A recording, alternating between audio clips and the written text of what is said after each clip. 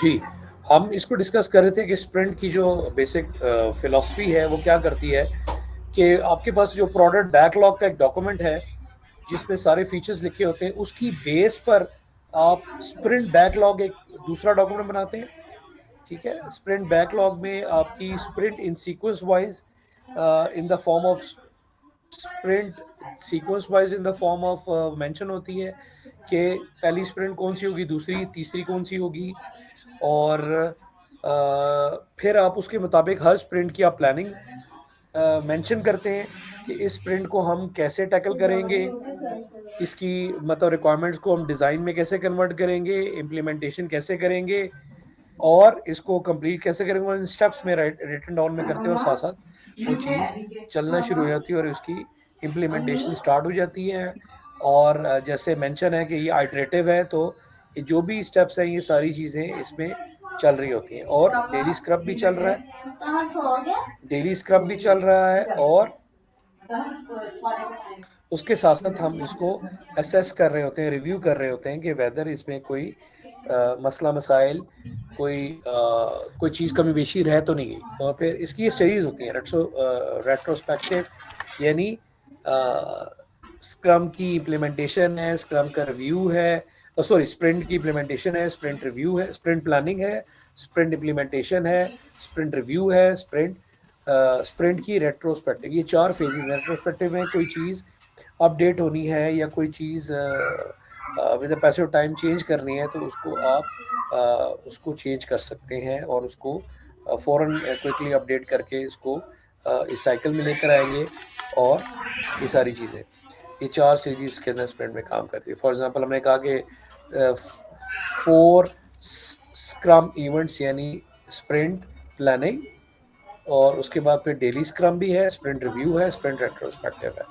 ठीक है? ये अगर हम पीछे जाएँ कि स्प्रिंट एक प्लान हो रही है, ठीक है? और जब प्लानिंग के बाद इम्प्लीमेंटेशन स्टार्ट हो जाएगी तो डेली स्क्रम भी एक है, फिर स्प्रिंट की रिव्यू है और स्प्रिंट की रेट्रोस्पेक्टिव एक स्टेज है। ये 4 स्टेजेस हैं और ये चारों में क्या-क्या बातें हैं, क्या-क्या चीज़ें होती हैं। स्प्रिंट प्लानिंग, अब आप अपने प्लानिंग कर रही हैं, जिस तरह हमने जनरली एक्सप्लेन किया, इसमें थोड़ा-सा हम इसको एक्सप्लेन करते हैं कि इसके अंदर क्या-क्या लिखते हैं। As the name suggest, it is the planning stage where the whole team lays out the foundation for further development of the project. It makes it easier for everyone involved to ascertain about their task and workloads. In a productive meeting session, you will establish two main things: a sprint goal and sprint backlog.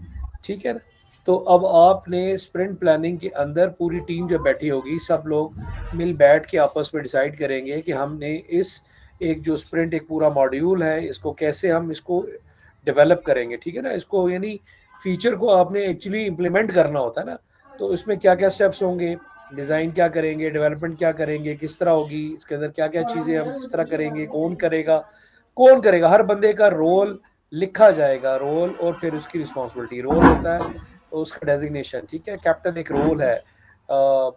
ठीक है, team member for example अगर हम बात करें कि team है, developer एक role है, टीम मैनेजर एक रोल है, डिज़ाइनर एक रोल है, टेस्टर एक रोल है। अब हर एक की इसके अंदर रिस्पॉन्सिबिलिटी क्या होगी, डेवलपर क्या-क्या करेगा, कौन किस-किस एप्लीकेशन के मॉड्यूल को डेवलप करेगा, तो टेस्टर कौन-कौन है, क्या करेगा। तो हर बंदे की इसमें रिस्पॉन्सिबिलिटी भी लिखी भी जाएगी कि कौन क्या-क्या करेगा, किस-किस तरीके से करेगा, ठीक है। और हमारा इसमें मेजर गोल क्या है और ओवरऑल जो है इसमें स्प्रिंट का बैकलॉग भी एक तरतीब देनी होती है कि हम कौन-सा बेसिकली हम स्प्रिंट कर रहे हैं और अभी उसकी क्या मतलब नंबर काउंटर क्या चल रहा है और क्या चीज़ चल रही है, ठीक है। डेली स्क्रम में हम 15 से 30 मिनट लगा लें और हर बंदा आपस में डिस्कस करता है और इसमें जैसे मेंशन लिखा है कि हम एक सेम पेज पे हैं, यानी सेम जो हमारा गोल था, हमने क्या चीज़ हम सब इसको अचीव कर रहे हैं और कोई इश्यूज़ तो नहीं है, उसको कैसे रिज़ॉल्व करा, क्या टेक्निक, ये चीज़ें डिस्कस हो रही होती हैं, ठीक है। स्प्रिंट रिव्यू में हम क्या देख रहे होते हैं, this event occurs right before the sprint ends, ठीक है। जब आपकी एक इम्प्लीमेंटेशन या स्प्रिंट जो फीचर है वो कंप्लीशन के करीब है, तो उस वक़्त हम असेस कर रहे होते हैं कि कोई इसमें कोई चीज़ रह तो नहीं गई, कोई कमी-बेशी तो नहीं रहेगी, ठीक है? The sprint event occurs right before the sprint and its aim to review the work which was done during the duration of the sprint. more precisely better to analyze the sprint outcomes and think about the future modification improvement।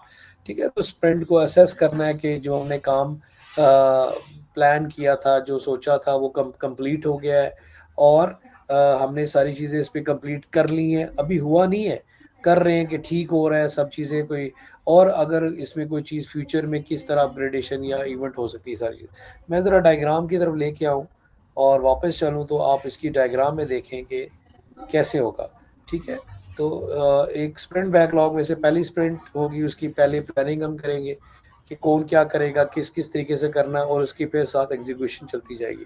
Daily meeting होती रहेगी, daily meeting के साथ साथ जो ही वो sprint अपनी completion की तरफ जा रही होती है, या हम जो भी हम उसको असेसमेंट कर रहे हैं, जब वो अपना पूरा उसको कंप्लीशन के एंड के करीब है, तो रिव्यू असेस करेंगे हम कि इसमें हमने सारी चीज़ें कंप्लीट कर ली हैं, ठीक काम हो रहा है, कोई मसले मसाइल इश्यूज़ तो नहीं, और फिर फ्यूचर पर्सपेक्टिव से भी हम इसको डिस्कस कर सकते हैं।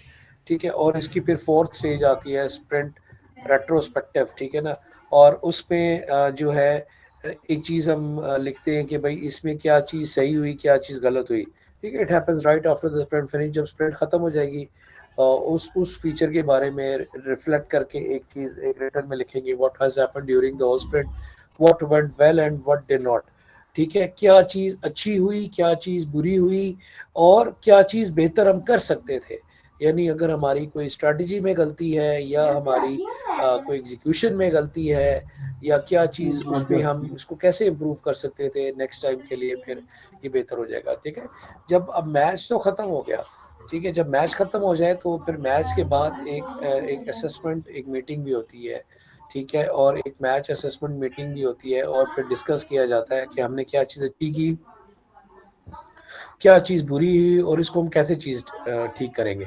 वो मीटिंग जो है वो आपके, ज़ाहिर बात है, कोच बैठता है आपका, आपका कैप्टन है, आपके सारे टीम मेंबर बैठते हैं। ठीक है, इंडिविजुअली भी बैठ सकते हैं, जो मेजर हैं यानी कोच, कैप्टन, और जो इम्पोर्टेंट की स्टेक होल्डर्स हैं, और कलेक्टिव भी बैठ सकते हैं। जिस तरह आप देखें कि जो ही मैच ख़त्म होता है तो कैप्टन्स को बुलाया जाता है, उसके थॉटफुल कमेंट्स या यूज़फुल कमेंट्स, या कोई एनालिसिस के तौर पे बताया जाता है। वो पूछते हैं भाई आपकी नज़र में क्या अच्छा हुआ, क्या बुरा, क्या चीज़ हो सकती थी, तो वो सारी चीज़ें।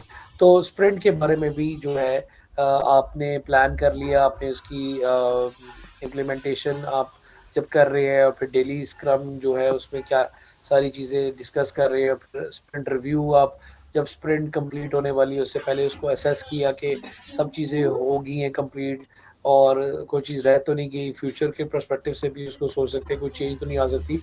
फिर जब आपने फिनिश कर लिया है, ओके आप समझते हैं, फिर अब आप उसके कंप्लीशन के बाद ये चीज़ लिखते हैं कि उसमें क्या चीज़ अच्छी हुई, और क्या चीज़ जो है वो that did not go well, and how it can be improve उसके, ताकि जो नेक्स्ट कोई स्प्रिंट आनी है उसमें हम वो चीज़ गलती ना कर सकें।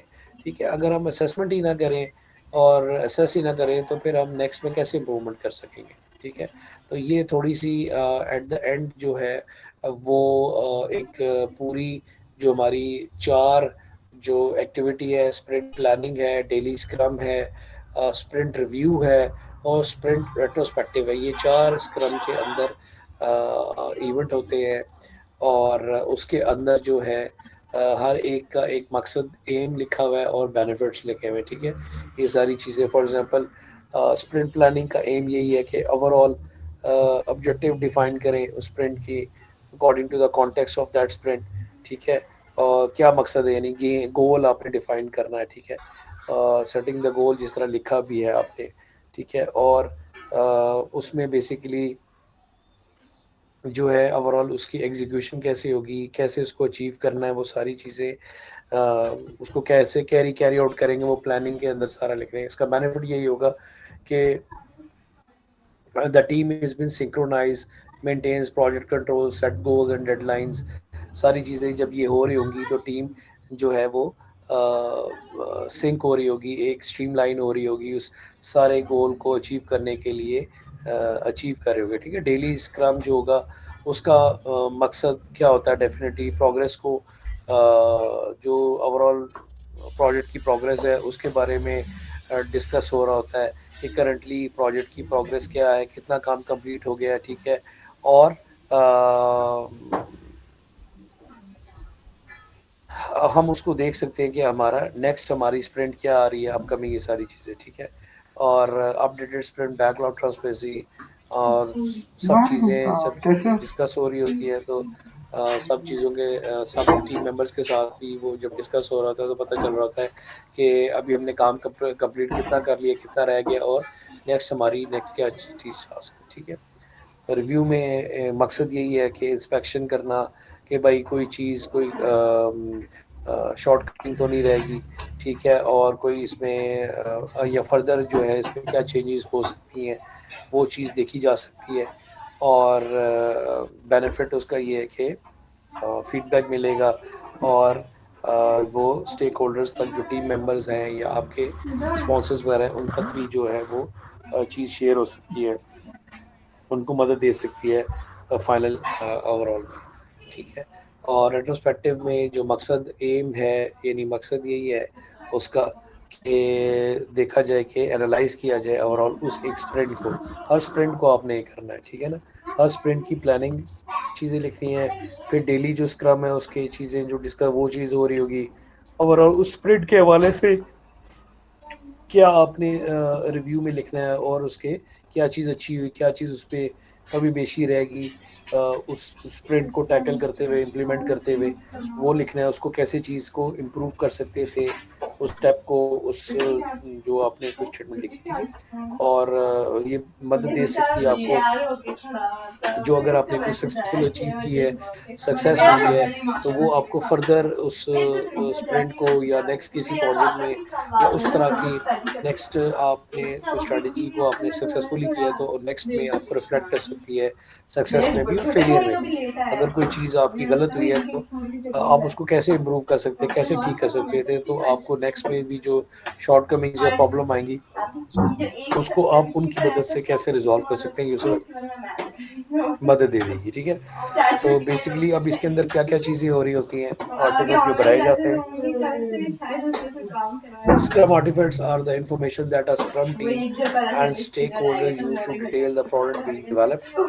Action to produce the main agile Scrum artifacts are product backlog, ठीक है। product backlog बनेगा, वो आपको पता है इसके अंदर जो मेन आर्टिफैक्ट्स का मतलब है जो चीज़, एक डॉक्यूमेंट, पीस ऑफ डॉक्यूमेंट जो बनाए जाते हैं स्क्रम मेथोडोलॉजी को लेके जो बनाए जाएंगे, उसमें एक तो प्रोडक्ट बैकलॉग है, वो हमने डिस्कस कर लिया है। स्प्रिंट बैकलॉग है, वो डिस्कस कर लिया है कि उसमें ओवरऑल सारी स्प्रिंट होती हैं, और उस स्प्रिंट का सीक्वेंस वाइज एक हायरार्की वाइज भी हो रहा होता है। फिर आप ये जो बेसिकली हर जो इंक्रीमेंट है वो एक मेंटेन हो रहा होता है कि अब नेक्स्ट कौन सा स्प्रिंट है, नंबर कौन सा चल रहा है, ठीक है। जो इंक्रीमेंट नंबर है वो स्प्रिंट को बताएगा कि कौन सा स्प्रिंट है स्प्रिंट बैकलॉग में, यानी 1 है वो स्प्रिंट बैकलॉग में 1, स्प्रिंट कौन सी है 2 कौन सी, उसकी सारी डिटेल उसको बता रही होगी, ठीक है। जो आर्टिफैक्ट है उसको उसने डिफाइन किया हुआ। Software artifact is an item that is produce during the development. जो कोई पीस ऑफ डॉक्यूमेंट या आप चीज़ प्रोड्यूस करते हैं किसी प्रोसेस, किसी फेज़ के अंदर, उसको आर्टिफैक्ट बोला जाता है। फॉर एग्जांपल मिसाल देता हूँ, एनालिसिस फेज़ है, एनालिसिस फेज़ के स्टेज के अंदर या फेज़ के अंदर एक आर्टिफैक्ट या डॉक्यूमेंट, आर्टिफैक्ट या डॉक्यूमेंट या डिलीवरेबल, उसमें एक डॉक्यूमेंट या आर्टिफैक्ट प्रोड्यूस किया जाता है, बनाया जाता है, that is called as SRS. आपने बार बार नाम सुना होगा, सॉफ्टवेयर रिक्वायरमेंट स्पेसिफिकेशन, ठीक है। तो एनालिसिस जब आप अपने एक ओवरऑल क्लाइंट के, कंपनी या प्रोजेक्ट जो भी वो दे रहा होता है, टास्क जो आपने डेवलप करना होता है उसके बारे में असेस कर रहे होते हैं, तो वो उसके पीस ऑफ डॉक्यूमेंट उस फेज में, उस स्टेज के अंदर बनाया जाता है, that is called as that artifact, ठीक है। फॉर एग्जांपल डिज़ाइन में आपने पीछे कोर्सेज, डिज़ाइन फेज है, जिसका एनालिसिस फेज है, उसका डिज़ाइन फेज है, then it is implementation, then it is testing, तो हर फेज़ में डिफरेंट डॉक्यूमेंट्स बनाए जाते हैं। जैसे डिज़ाइन में एक डॉक्यूमेंट या आर्टिफैक्ट बनाया जाता है that is called as data modelling phase आ जाती है। डाटा मॉडलिंग के अंदर अगर आप देखें आर्टिफैक्ट देखें तो ईआर डायग्राम बनती है। फिर आप उसकी नॉर्मलाइजेशन एक डॉक्यूमेंट बनाते हैं या स्टेप आप परफॉर्म करते हैं। फिर आप रिलेशन मॉडल बनाते हैं, ठीक है? फिर आप डिज़ाइन फेज़ के अंदर इंटरफेस डिज़ाइन कर रहे होते हैं, प्रोटोटाइप बना रहे होते हैं, ठीक है? ग्राफिक्स को डिज़ाइन कर रहे होते हैं, प्रोटोटाइप्स वगैरह, स्क्रीनशॉट्स, ये सारी चीज़ें डिफरेंट डॉक्यूमेंट्स या आर्टिफैक्ट्स बना रहे होते हैं। इसी तरह अगर हम यूएमएल की बात करें, ऑब्जेक्ट ओरिएंटेड एनालिसिस डिज़ाइन, जो आपका इससे नेक्स्ट एडवांस कोर्स है, उसमें हम यूज़ केसेस बना रहे होते हैं। यूज़ केस डायग्राम है, सिस्टम सीक्वेंस डायग्राम है, package diagram, different diagrams, class diagram है, डोमेन मॉडल, डिफरेंट डायग्राम्स बना रहे होते हैं। तो ठीक है, तो जो भी ये जिस तरह इसने एग्जांपल दी कि डाटा मॉडलिंग में आप जो है ईआर वगैरह बना सकते हैं, प्रोटोटाइप वगैरह, डायग्राम्स है, तो डिफरेंट पीस ऑफ डॉक्यूमेंट जो है वो आप चीज़ बना रहे होते हैं, ठीक है? और artifact provides a complete story of a spread, ठीक है? तो वो बेसिकली जो चीज़ आप उसमें प्रोड्यूस कर रहे हैं, ठीक है, उसके बारे में एक कंप्लीट डिस्क्रिप्शन वो चीज़ प्रोवाइड कर रही होगी कि इसके अंदर वो क्या चीज़ बनेगी।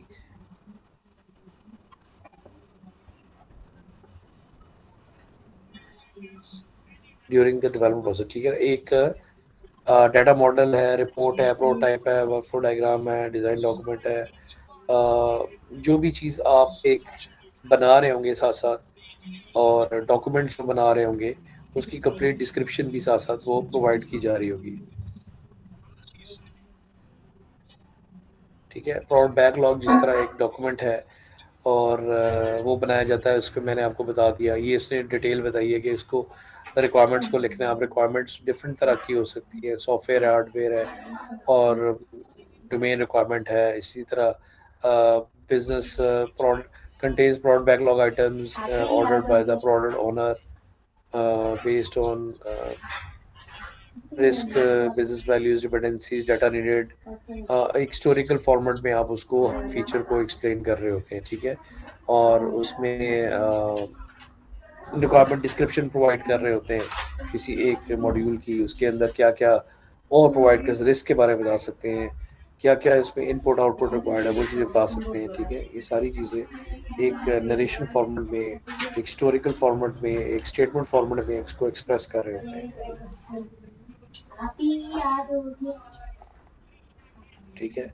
और product owner responsible for the product backlog and the business value of each item listed, ठीक है? अब हमने कहा था कि एक तो स्क्रम मास्टर हो गया, एक हो गया प्रोडक्ट ओनर, ठीक है, जो कि रिस्पॉन्सिबल होगा प्रोडक्ट बैकलॉग का। जो प्रोडक्ट बैकलॉग डॉक्यूमेंट है, जो सबसे पहला डॉक्यूमेंट है, ठीक है, जो सबसे पहला डॉक्यूमेंट है, वो प्रोडक्ट ओनर जो है वो उस का रिस्पॉन्सिबल होगा, और वो बैकलॉग जो है वो बनाएगा, और उसमें जो भी उसकी जो है वो कंप्लीट डिस्क्रिप्शन प्रोवाइड करेगा हर फीचर की। बैक अगर पीछे जाएं कि हर एक फीचर के बारे में डिटेल लिखेगा, उसके बारे में अगर कोई रिस्क है, क्या क्या चीज़ें रिक्वायर्ड है, डिटेल वगैरह थोड़ी सी बताएगा सारी चीज़ें, और उसको कितने time for development team responsible for the estimated effort. तो